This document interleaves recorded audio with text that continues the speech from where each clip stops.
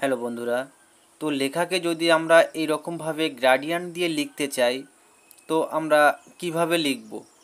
তো এর জন্য আমরা চলে যাব ফটোশপে। অ্যাকচুয়ালি এটা ফটোশপ থেকেই করা। তো আমি ফটোশপটাকে ওপেন করে নিয়েছি।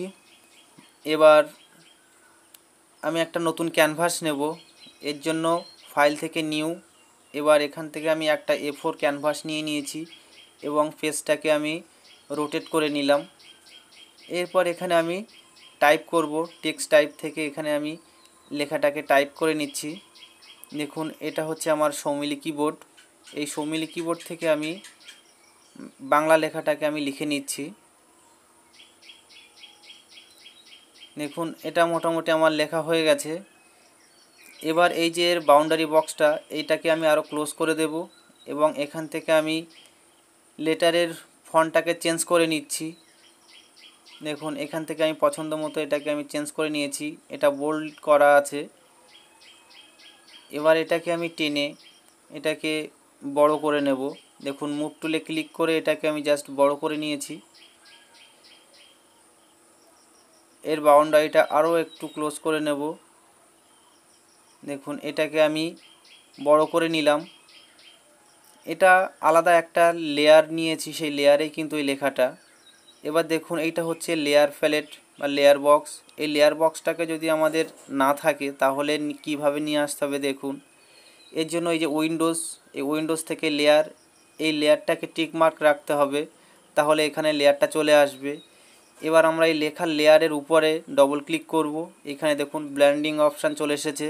এখান থেকে আমরা খুঁজে নেব গ্রেডিয়েন্ট ওভারলি। এই দেখুন, এই গ্রেডিয়েন্ট ওভারলিতে একবার ক্লিক করব। দেখুন, অটোমেটিক কিন্তু কালার চলে এসেছে। এবার এই কালারটাকে দেখুন গ্রেডিয়েন্টের উপর একবার ক্লিক করলাম এবং গ্রেডিয়েন্ট ওভারলির পুরো ফেসটা খুলে গেল।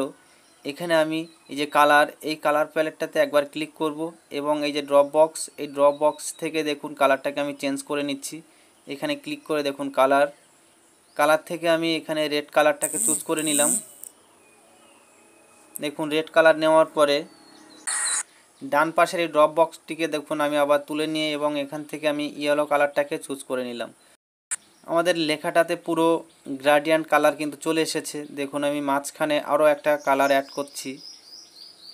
দেখুন, এখান থেকে কিন্তু আমি আরও একটা কালার অ্যাড করে নিয়েছি। এই যে একটা ড্রপ বক্স, এইটাতে আমি কালার চেঞ্জ করতে পারি। এটা যদি ডবল হয়ে যায় বা ডবল যদি করতে চাই, আমি আরও একটা যদি কালার এখানে অ্যাড করতে চাই, অ্যাড করতে পারবো। দেখুন, এটাকে আবার যদি ডিলিট করতে হয় তাহলে এইটাকে একবার ক্লিক করে দেখুন এর কালারটাকে একই রেখে এখান থেকে আমি ডিলিট করে দিলাম। এবার এই ড্রপ বক্সটাতে একবার যদি ক্লিক করা হয়, দেখুন এটাকে আমরা মুভ করতে পারি এবং এই সাইডের এই যে বারটাকে টেনে আমরা রঙটাকে আরও ক্লোজ করতে পারি, আরও ছোট করে নিতে পারি। দেখুন, এটা আমাদের পছন্দ মতো লেখাটাকে আমি সেট করে নিলাম। কালারটা মোটামুটি একটা গ্রেডিয়েন্ট কালার এখানে চলে এসেছে। এটাকে আমি ওকে করে নিলাম।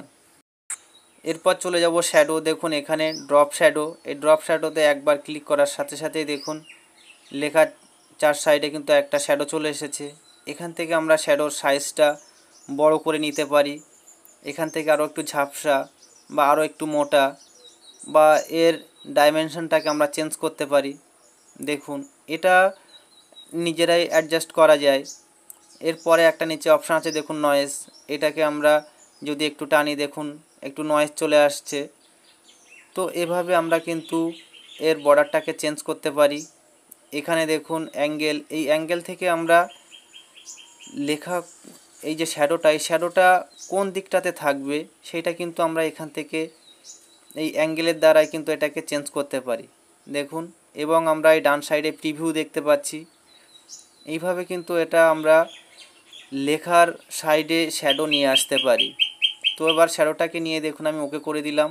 লেখাটা সুন্দরভাবে কিন্তু গ্রেডিয়েন্ট কালার এবং সাইডে একটা শ্যাডো কিন্তু চলে এসেছে।